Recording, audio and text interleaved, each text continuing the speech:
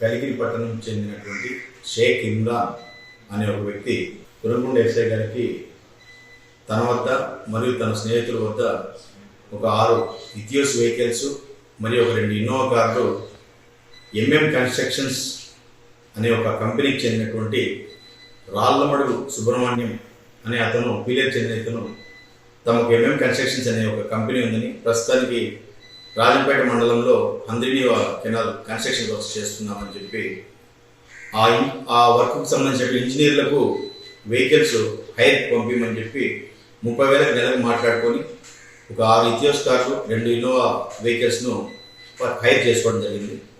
అయితే ఇతను హైర్ చేసుకున్న తర్వాత 1 నెల మాత్రమే కేవలం ఆ 8 మందికి వెహికల్స్ ఇచ్చినటువంటి వారికి రెంటల్ 30,000 ఇవ్వడం జరిగింది.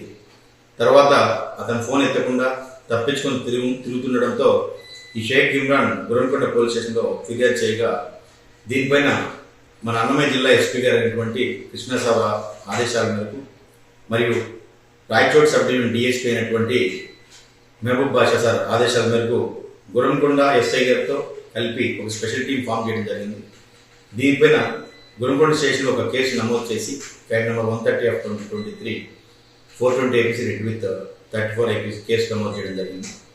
ఈ రాళ్లమడుగు సుబ్రహ్మణ్యంను ఈరోజు ఉదయం గురంకొండ ఎస్ఐ అరెస్ట్ చేసి విచారించగా ఇతను చెప్పిన విని ఆశ్చర్య కలిగించే వాస్తవాలు బయటకు వచ్చాయి. ఇతను వీరి వద్ద వాడికి హైర్ చేసుకున్నటువంటి వెహికల్స్ ఇంజనీర్స్ కాదు, అసలు ఆ ఎంఎం కన్స్ట్రక్షన్స్ కంపెనీ లేదని తెలియదు. అది ఒక బినామీ పేరు ఇతను చెప్పింది. ఆ కంపెనీ ఎగ్జిక్యూటివ్గా సంబేపల్లి మండలం చెందినటువంటి సాఫ్ట్వేర్ ఇంజనీర్ చేతి సంతకాలు చేయించి హైర్ అగ్రిమెంట్ లాగా వీళ్ళ దగ్గర వెహికల్స్ తీసుకోవడం జరిగింది. వీటన్నింటినీ కూడా ఇతను సుబ్రహ్మణ్యం అనే అతను చక్రాపేట మండలం, సోమల మండలం, తర్వాత పులివెందులలో కొంతమంది వ్యక్తులకు లీజ్ అగ్రిమెంట్ లాగా అంటే ఒక 3 లక్షలు తీసుకొని మార్టిగేజ్ లాగా పెట్టడం జరిగింది. కుదవ పెట్టుకొని ఆ డబ్బులు తీసుకొని ఎంజాయ్ చేస్తూ తప్పించుకొని తిరుగుతున్నాడు.